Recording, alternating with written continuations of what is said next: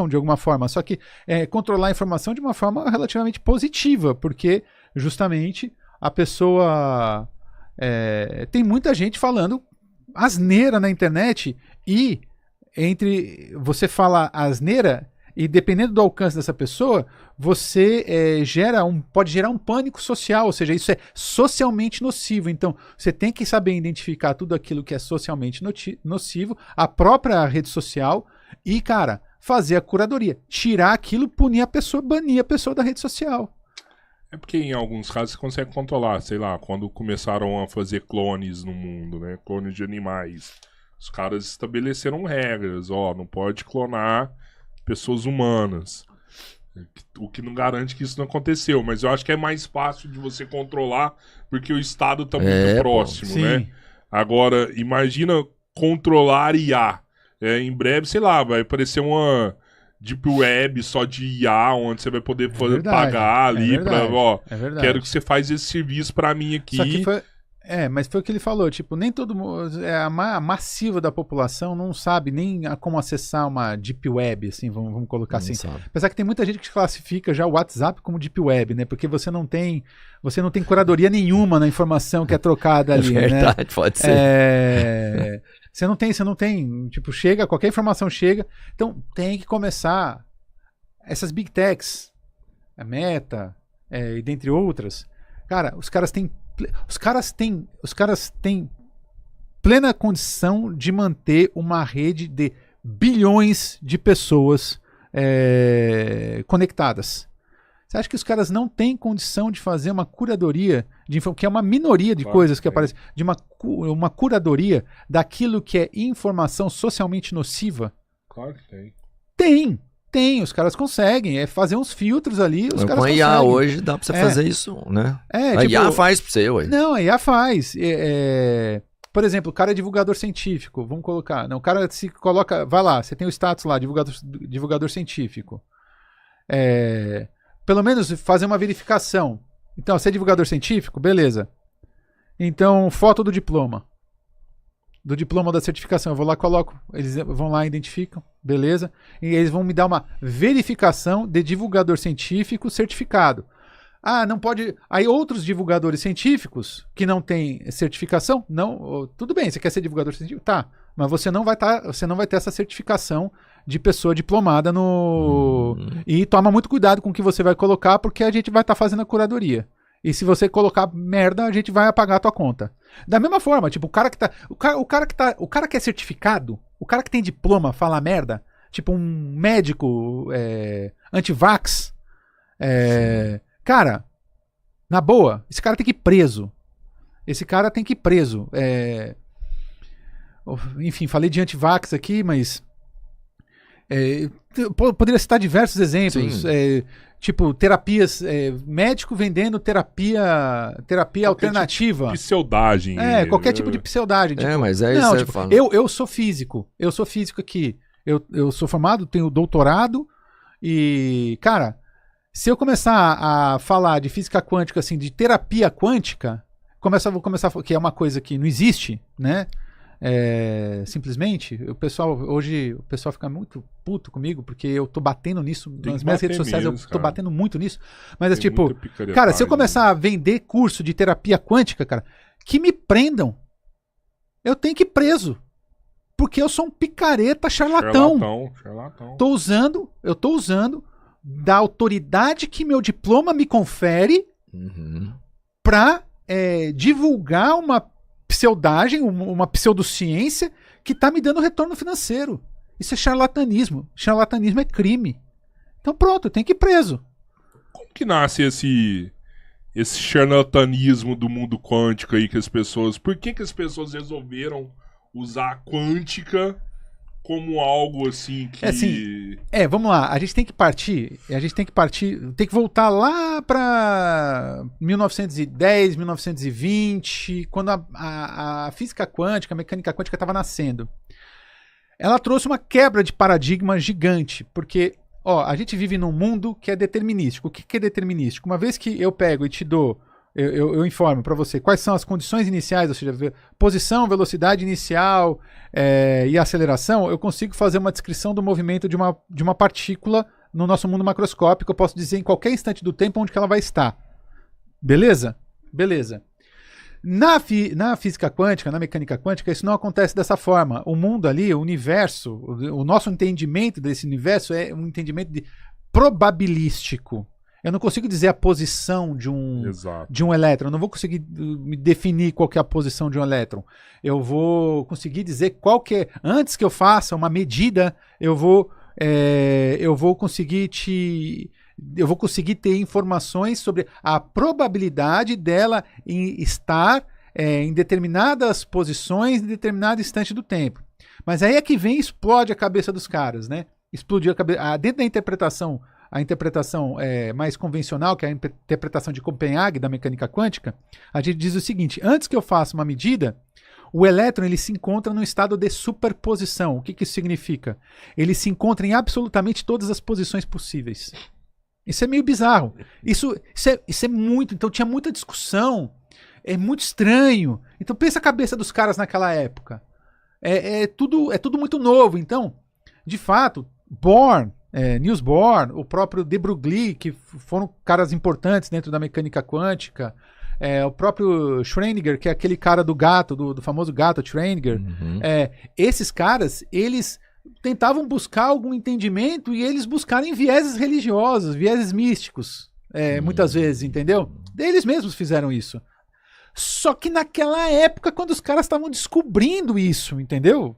Tipo, quando a coisa estava se aflorando ainda, os caras não conseguiam entender como é que pode isso ser desse jeito. É uma coisa medonha, é bizarro isso ser desse jeito, né?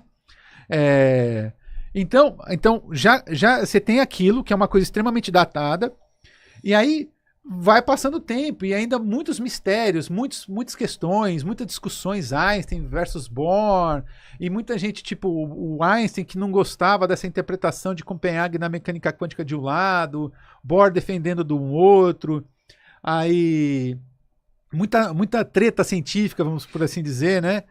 Surge depois o Max Bohr, mais pra frente, eu não vou lembrar o nome de todo mundo, mas enfim, que também ele trouxe alguma coisa meio mística ali, para tentar buscar algum entendimento para aquilo, né? E esses caras, quando foi chegando lá na década de 70, a mecânica quântica já estava muito avançada. Só que ainda, apesar de muito avançada, e esse que é o ponto, no contexto do formalismo, a mecânica quântica há um entendimento pleno. E no contexto de desenvolvimento de tecnologia e descobertas, é pleno. Então a coisa funciona muito bem, a gente consegue desenvolver muita coisa, muito formalismo. É uma coisa foda, assim, a gente consegue. É a teoria mais bem sucedida que existe na história da ciência. Só que, tipo, cara, a parte da interpretação ainda, ela vai a questões filosóficas, entendeu? Você tem questões filosóficas envolvidas, só que filosóficos acadêmicos. O problema é que teve um período em que o pessoal mais, lá na década de 70, o pessoal mais bicho grilo ali e tal, aquele pessoal mais New Age, começou a, sei lá, fazer interpretações tanto quanto inadequadas de um famoso experimento, que é o experimento da dupla fenda, que há uma grande confusão com relação a esse experimento, né, ou do funcionamento desse experimento, e eles começaram a inventar, trazendo uma interpretação completamente equivocada desse experimento, eles começaram a inventar de que nós seríamos então capazes de mudar a nossa própria realidade com a força do pensamento. Com a minha força do pensamento, porque esse experimento basicamente na cabeça deles é o seguinte: se eu observo, eu que escolho qual que vai ser a natureza do elétron, se ele vai estar agindo como onda ou se ele vai estar agindo como partícula. Eu, ser pensante e consciente, é que vou determinar isso aqui no experimento. O que está errado, não é isso. Mas se você observar o elétron, ele muda. Não é observar, é medir. São duas coisas muito diferentes. Tá, porque tem essa parada. Tem. Não é observar. O que é observar uma coisa? O observar é o ato, por exemplo, eu observo estrela. Uma estrela eu observo, porque eu sou passivo. A luz da estrela chega até mim e, portanto, eu estou observando a estrela. O medir é diferente. O medir é interagir com o sistema. eu vou colocar um equipamento para fazer a medida. Eu vou colocar um equipamento para fazer a medida. Então eu vou medir o elétron. Então quando o elétron está se comportando como onda, quando eu faço uma medida sobre o elétron, medida, aí ele muda a natureza dele, ele começa a se comportar como partícula. Mas o que é medida? É eu colocar um equipamento ali, que a gente dizer vai colapsar a onda. Eu vou interagir com o sistema. Então percebe a diferença entre medir e observar? Total. Observar, eu estou olhando aquela luz, eu estou interferindo naquela luz quando eu estou olhando para ela? Não estou interferindo ali. Então o observar é algo passivo, o medir é algo ativo. Então eu vou estar gerando interferência. São duas coisas muito distintas. Então a gente mede, a gente não observa. Então não é o ato de observar, porque é aí que está a confusão. Então se eu observo, ele muda a natureza, então conscientemente eu que estou mudando a natureza do elétron. E aí eles inventaram isso, só que aí os caras extrapolaram assim. Cara, eu já vi gente dizendo o seguinte, não, uma vez, né, um coach quântico falando, não, porque uma vez eu estava num estacionamento de shopping lotado e eu mentalizei e eu co-criei uma vaga de estacionamento. Chega nesse nível, entendeu? Chega nesse nível. Então, tipo... E aí você vem aqueles livros todos, né? Qual que é o nome daqueles... Minha esposa. Oi. Enteada. Tô à vontade aí, gente. São muito gente boa. São muito gente boas, cara. Me deram um lanchão aqui. Não corta isso não, hein? Não corta isso não. Não, apertar não. Então... Mas é isso. E aí depois surge aqueles livros que eu nem vou lembrar, um filme. Qual que é o nome do filme mesmo? Do livro? Quem Somos? Sei lá. Sim. Sabe? E aí começa essa coisa. Aí começa a aflorar. E tá cada vez mais aflorado.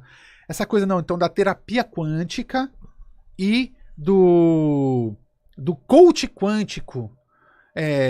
Extrapolando isso, tipo, eu como ser consciente eu sou capaz da cura, eu me curo, eu me autocuro pelo poder da quântica. Cara, não sei se deu pra entender a linha de como mais ou menos nasceu. Mas é muito louco, porque tem uma responsabilidade grande dos cientistas, os primeiros, igual você falou, Born. Cara, o cara é um cientista, como que ele vai pegar algo concreto e relacionar com misticismo?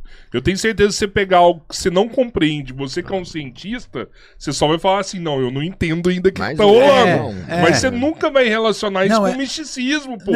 Que cientista que é esse, cara? Bohr é um cara... O Bohr é um cara... O Niels Bohr é um cara sensacional. Eles tiveram... Cara, eles que fizeram a coisa nascer. Beleza, mas assim...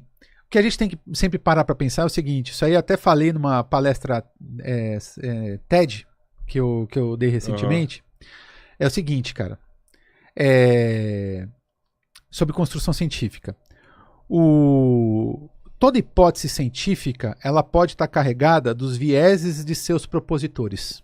Toda hipótese científica.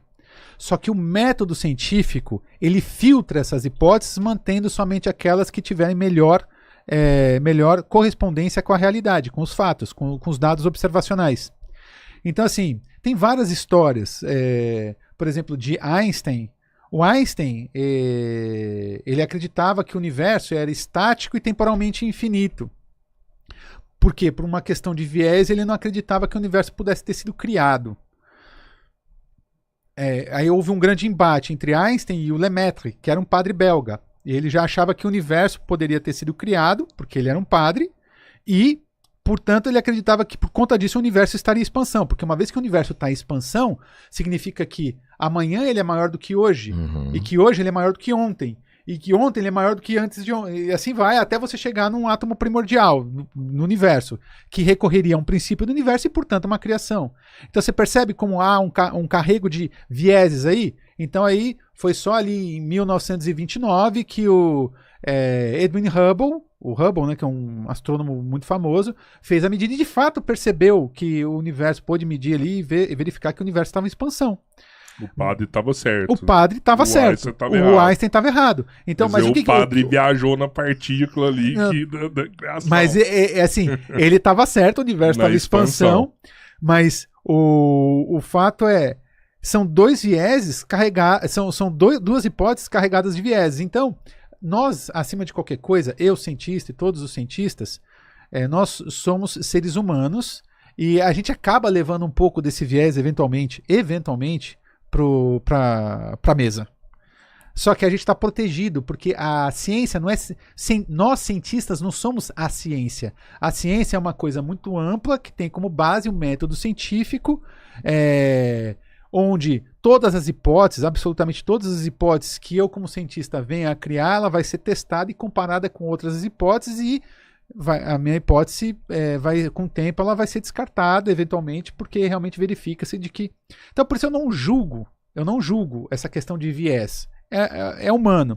Mas, de fato, o que acontece hoje? Hoje a gente tem um conhecimento sobre física quântica, mecânica quântica, tamanho que, como eu falei para vocês, a lâmpada LED, estamos na era dos computadores quânticos, estamos chegando na era dos computadores quânticos, das tecnologias quânticas. Esse aqui é o ano das tecnologias quânticas. ONU e Unesco estabeleceu esse aqui o ano das tecnologias quânticas.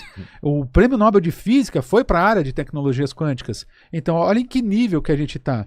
Então, essa é uma coisa é você fazer uma discussão, uma coisa é você pensar numa discussão de cunho filosófico acadêmico, onde pessoas que entendem de fato de física quântica, mecânica quântica, estão discutindo essa questão ainda de interpretações. Existem pessoas fazendo trabalhos muito sérios na discussão de interpretações da mecânica quântica ainda. E tá tudo bem.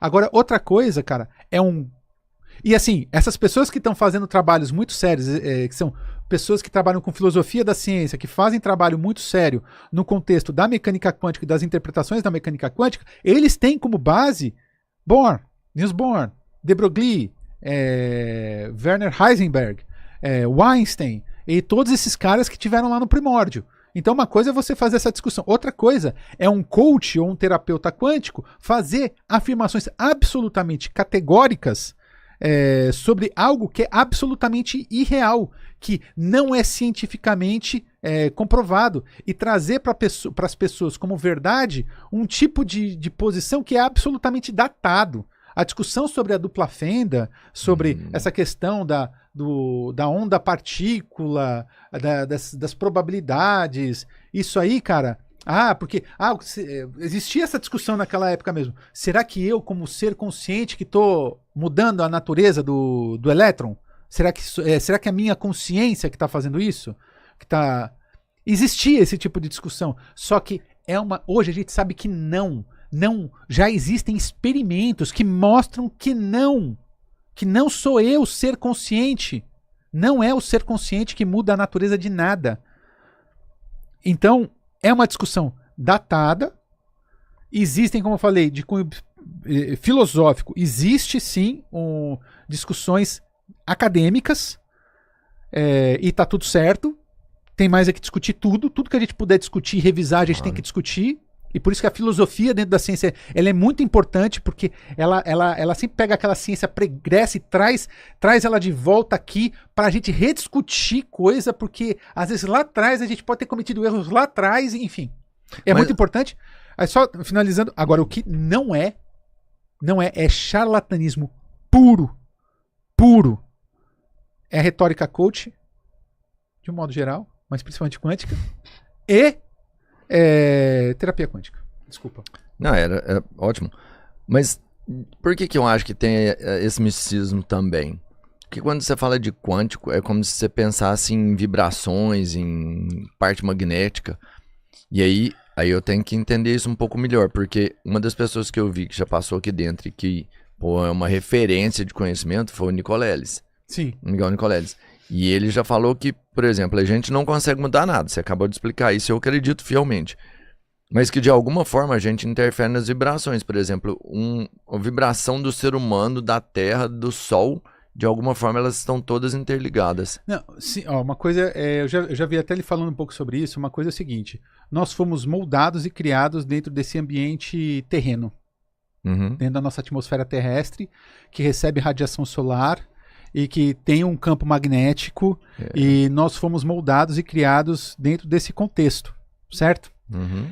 Então, óbvio, escapa completamente a minha área. Então, a gente é parte do ambiente, nós somos parte disso tudo. Nós somos o planeta Terra. Tá tudo ligado.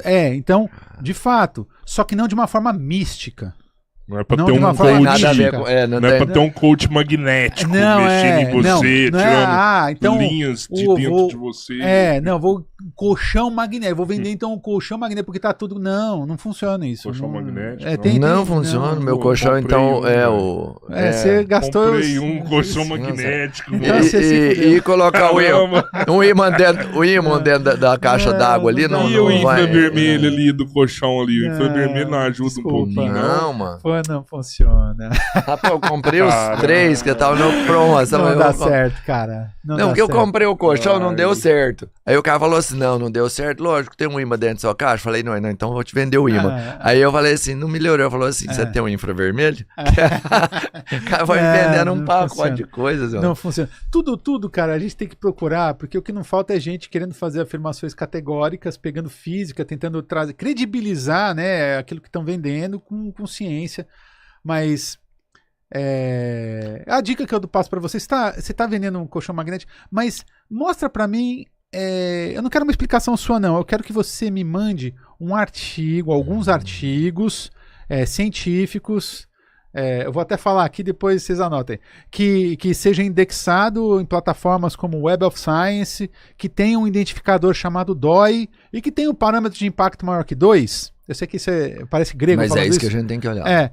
Tipo, se você me mostrar um artigo discutindo isso de forma séria e tal, aí você me manda, que aí eu vou mandar para um amigo especialista para ver se realmente isso funciona, porque você sabe como é, né? Não sei. Não me parece que faz muito sentido. Eu pensei Parâmetro de impacto maior que 2, que medição que é essa? Parâmetro de impacto é assim. Tem revistas científicas, vai medir mais ou menos o quanto que aquelas revistas são citadas e lidas, basicamente. Entendi. É uma medida da própria. Na verdade, é uma medida mundial que diz o quanto que uma revista. Tem várias revistas científicas, várias de diferentes áreas. Então, qual que é o impacto que. Vai medir qual que é o impacto que aquela revista tem na área. E esse impacto é medido pelo número de citações que aquela revista costuma ter por outros artigos e também o número de downloads, o quanto que aquela revista ela é lida. Porque é sinal de que tem muito cientista lendo e isso de alguma forma credibiliza a revista. Não existe possibilidade de ter artigos falsificados nessas revistas. Cara, Todos são revisados por pares. todos são revisados por pares. Revista científica normalmente sempre é revisada por pares, tá? Mas assim, dizer para você que não existe falsificação na ciência, não, o cientista é tudo santo, tá? Não, tem também, tem que tomar cuidado com tudo, infelizmente. Existe, tipo, tem uma revista famosíssima, Nature. A Nature, há pouco tempo atrás, pegou fraudes de artigos antigos. Fraude séria, assim, entendeu? Acabou publicando um artigo, foi aceito. Mas aí o que eles fazem? Eles retiram, e depois que descobrem, eles retiram, né? Mas deve fazer uma retratação. Escândalos, existem escândalos aí que acontecem, tipo de... por exemplo, cientista, isso aconteceu no Brasil, tá? Mas não vou, obviamente, citar nome nenhum, mas tipo, cientista mandando artigo para uma revista, aí em algumas revistas você indica quem que pode ser o revisor, quem que pode ser o par que vai fazer a revisão do seu artigo. Ele tinha um outro e-mail ali e ele mandava para ele próprio fazer a revisão do próprio artigo. Então, tipo, cara, tem sacanagem em tudo que é lugar, entendeu? Tem sacanagem em tudo que é lugar, então a gente tem que tomar muito cuidado. Mas de um modo geral, na média, assim, de um modo geral, são confiáveis. Mas assim, o problema qual é? E aí a gente entra num outro aspecto que diz da importância da divulgação científica. Um artigo científico não é uma coisa para leitura de um leitor comum.